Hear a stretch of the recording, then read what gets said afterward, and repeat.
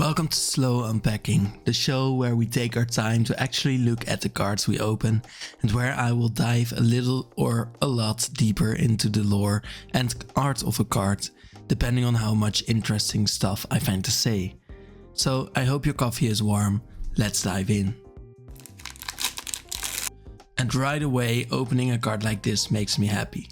Not because I will ever put it in anything constructed or because it's worth 5 cents, but because the flavor puts us right on the edge of Eternities. This savior says, "An Asteli once saved me just like this. I aspire to live up to their example every day." This person was once saved by an Asteli. These are beings of light who once were a sun.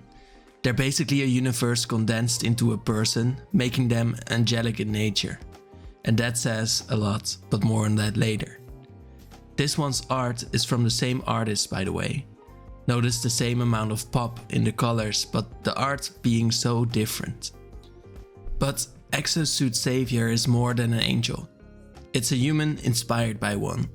Their armor places them in one of the two main factions for Magic's main story of this set. This savior is from the Sunstar Free Company, and the person they're saving is seemingly a monoist, the other side of the coin. Someone just hoping to fall into a black hole someday. But not today, because they're saved by someone who's feeling like they're doing someone a solid. While really they're destroying their life purpose, and I think that's beautiful. Benjamin E is the artist for this piece and he made it perfectly. The rigid posing of the Sunstar Savior in contrast with the fumbling monoist in their arms, that is art. Just like the popping colors in the background of blasting pink with the night blue infinity behind them. And that infinity would seem oh so dooming if not for the fact that these two were holding each other. And for the fact that these two would see each other as polar opposites. By having an enemy, space becomes a lot smaller.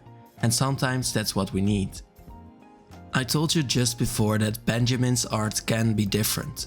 Just look at these art pieces in order and just feel the range. If you are interested in art, I have a series where I put artists in the spotlight and could definitely fill an hour about Benjamin's art. From poppy colors to glaring realism, that is basically Edge of Eternities. Andreas Safiratos, the artist, and the monoist are more about what's real. We see here the broadest set of shoulders you can imagine on a man paired with their arms crumbling. A pale husk of a face being swept away into purple infinity while his finger touches the void, relinquishing in this moment where his whole life was leading towards. Not all monoists fumble, as here we see a 3-star grunt doing the same as his spear is hopelessly left in orbit of this space cultist. This 1-mana common is also found in a very fitting deck. Black Sacrifice is all about letting your little cultists explode themselves for your game. In this deck, your little minions either don't mind dying or they're already dead, so they return themselves or leave behind a little token, all for 1 or 2 mana per guy. Then your warlocks make sure that your opponents aren't drained and your creatures become stronger. And eventually, your opponents will crumble too, as all should fall eventually for the great one who falls. Just as all will eventually join in the next eternity, just as eternal as there will always be cards with almost exactly this effect. The flavor being a creature that explodes with its insides out. There are already 8 versions of this card. Do note that Embrace Oblivion doesn't add planeswalkers but spacecrafts to this ability, because often monoists enter a ship knowing they will end right there just to make everyone on the ship go with them, and this one soldier succeeds. Now we move from gritty to cute. Magic's always been about a slight cuteness, but where do you fit that in when the set is about space? Something inherently not cute. You could do cute aliens, but the Ilvoid definitely aren't that. Their drones, on the other hand, look like little decentralized extensions of the nervous system of a jellyfish mastermind. And the cuteness is not an accident. Andrea Ugrai is prone to cuteness in her art. In a racing set, she made this masterpiece, a flying possum that can have someone ride on it for brief moments in time. Isn't that the perfect freedom feeling? Or the story of the Root Apprenticeship, where 3 of 4 green factions from Bloomborough work together to restore nature. No, the drones are cute on purpose, not just because magic needed some cuteness, also because these are the Ilvoi's way to humanize themselves. They know that by showing certain life forms a cute smiling face, they can adjust the emotional state of that being. Note that everything the Ilvoi do is calculated. See, the mechanics reflect these calculations. An Ilvoi could modulate their mind to at the same time use it to defend it against another creature, or shutting down an artifact by tapping them, and they can draw a card. Doing so without the duress of being attacked even allows the jellies to do so at a cheaper cost. Because it's easier to think while you have time. Something the Ilvoi love to have. That's why they live on a place no one can enter without their permission, the depths of Uthros. Now this play on Lightning Bolt is another 1 mana deal 3 to any target, but only if you activate Void. It's also at a sorcery speed. The flavor just reveals a substance called Moxite, which energy is extracted from to create a powerful blast. Gene Pollinator introduces another player on the edge. The Humidians are introduced here as a group of beings who apparently work on complicated machinery like this Gene Pollinator.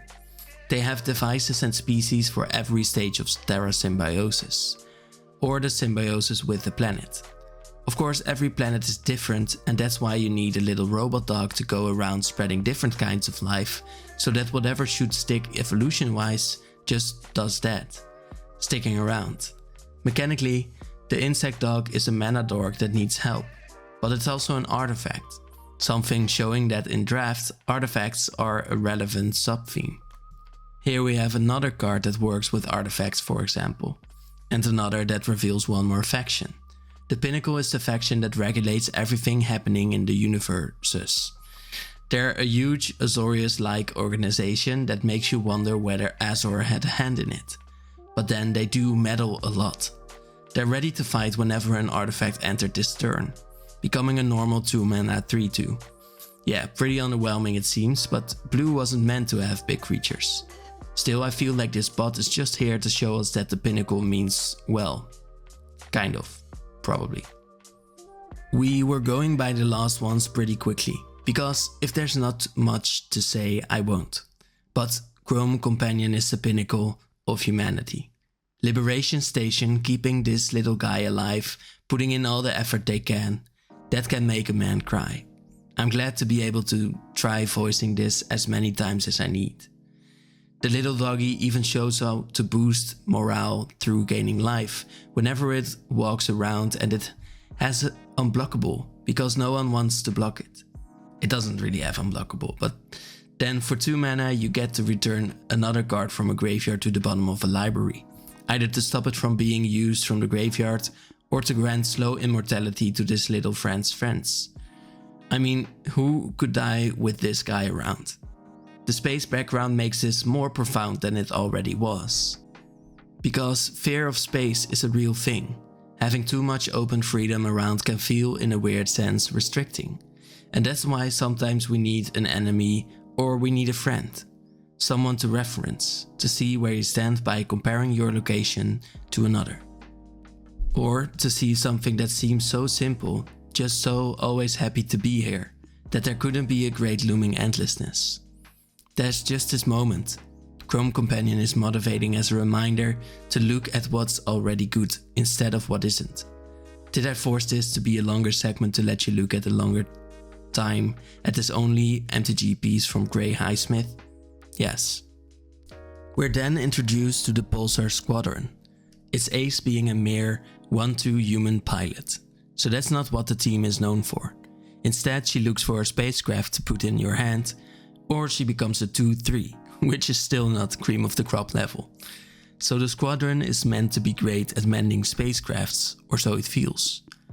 Definitely if we look at the art, which seems weird, but we see a pilot, eyes closed, hands outstretched, and a sort of healing light coming out of them. Looking at other art from Javier Charo, we learn that he is definitely capable of unveiling motion through a single frame. A glider blurred for speed and a rider in an uneven frame showing order through a very epic moment of strife. But then look at this previous art from the curator from the Sun Empire. Here we see another still moment without movement. Or do we? Because there's definitely something being moved here. It's the curator herself, seeing something that just makes her heart stop. But her mind is definitely racing. And with our ace, it seems the same. She's almost touching the front of her ship, feeling what it needs and seemingly magically repairing that ship. In a spacecraft-filled universe, the ability to magically repair a spaceship, or finding a spaceship for that matter, is definitely something to make you the ace of your class. From a Sunstar ace to another Monoist warrior scrounging for lost scraps. Scrounging for Eternity, by the way, is a great title. It just feels like there could be grand things somewhere, but finding them is impossible. And that's the flavor of this card exactly. You sacrifice an artifact or creature because finding something here is really hard. And then you return a creature or spacecraft. The 5 mana max restriction isn't really a restriction flavorfully, because 5 mana is still a lot. So what you find might not be at the height of its lifetime. It's probably not alive at all, but it will be very useful. In fact, what are we looting here? I don't recognize this creature from any of the known races. It seems like an android or cyborg-like creature from ancient times. From this ancient being we got an energetic core, so it seems. Probably something that will power another spaceship. Which is also very telling of economics on this place.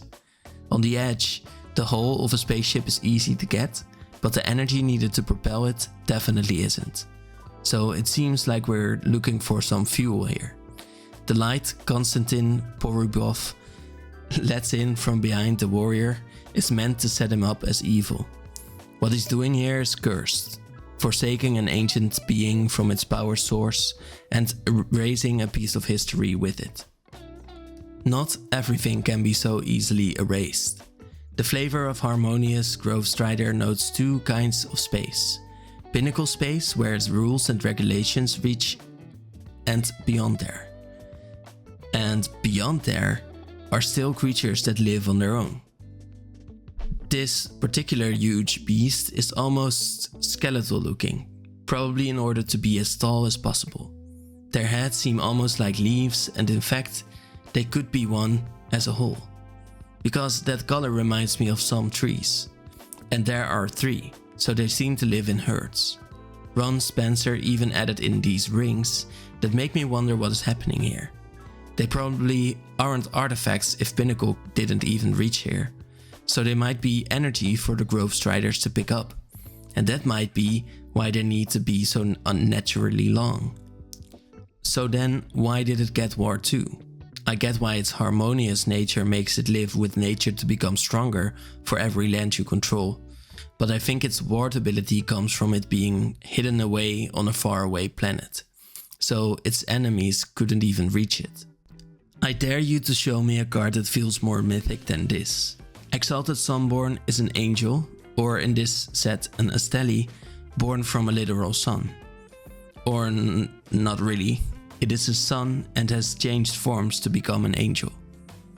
The wings Scott M. Fisher gave her are huge and colorful, with space green in the feathers and space misty purple flowing behind and from her magical hand. And like all angels in Edge of Eternity, she seems to spring into life at every possible moment, as if they're trying to seem like creation itself. It's definitely a being made from energy, but still she seems real enough to be here to save the day, and that's exactly what an angel should be, as we learned from the first card in this pack. But what should an angel be? In Magic the Gathering, all angels are connected in some way.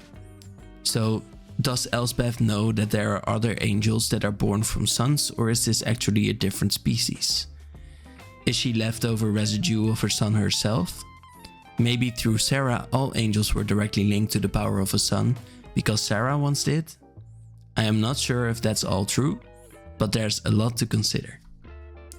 I want to get back to the colors for a moment. Going from green to this kind of purple feels like we're watching all colors of the visible spectrum, and we're probably missing half of the colors because we can't even see them. The purple energy from her hand seems like she's spraying around life, as if this is that mechanic of hers.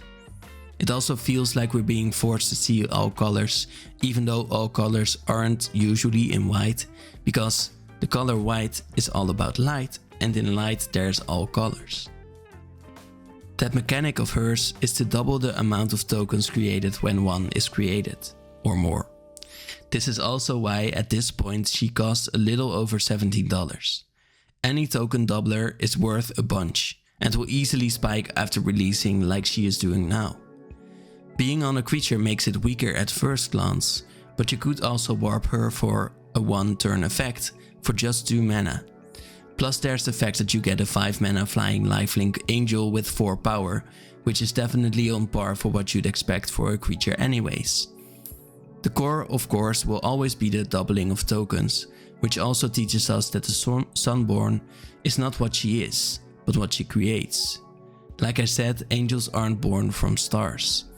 They are stars, and what she creates is starborn or sunborn. And the art, I can say a lot about Scott Fisher, and he has a deep history in art from Magic the Gathering, so I feel like we should make an artist spotlight about it as well. Let me know if you'd like to see it, and I'll send you the link via the comments once it's done. As an extra treat, we got another rare in this pack. This one is worth $456 at this moment, and that's because this card fits into many deck archetypes. So let's look at its mechanics first. It's 2 or 4 mana, 4 when you pay for kicker. Then you look at cards from your library where the amount is always equal to the amount of lands you control. Of course, in Edge of Eternities, lands are equal to stars, as the lands often depict them. So that's why this works better. More stars to consult means more ways of charting a course through life or space. Then you put one of the looked at cards in your hand, or 2 if you kick this spell. So it's just a better version of a card draw, and you can choose to get 1 or 2 depending on how much mana you have left over. Now this is great in any control deck that wants to play at instant speed. To show you, let's take a look at Esper Mill. In this deck you mill your opponents by controlling the king. You will destroy creatures with Shoot the Sheriff and Get Lost. You will be countering spells with 3 steps ahead. And you will be board